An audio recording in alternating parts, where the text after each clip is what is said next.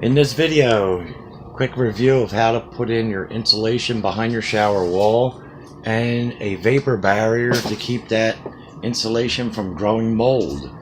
When we pulled this one down, there was no plastic mill at all, just straight insulation, which all had to be removed as it was blackened with black mold.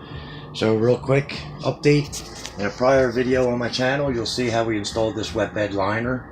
You can see we just recently installed the pebble floor without grout.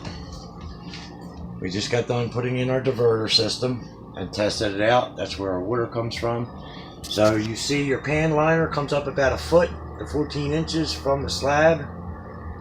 It's insulated behind it all the way down, and then your vapor barrier will then go from ceiling all the way down, overlapping about 2 inches above. I keep it off the floor. Okay.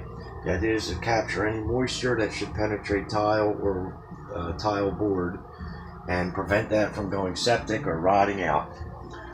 Alright, 6 mil poly is typically what you'll use. You'll staple right down the runs. Here we just do an overlap, and before we close I'll probably just tape that down. Now you can buy this as one piece. You can get 10 foot by 30, 10 foot by 60, 50, whatever you want to get. Okay, everything around these areas should be taped, and basically that's it. So you want to make sure you run a vapor barrier, keep everything from rotting, and that gives you a nice tight installation. If you like the video, subscribe to my channel.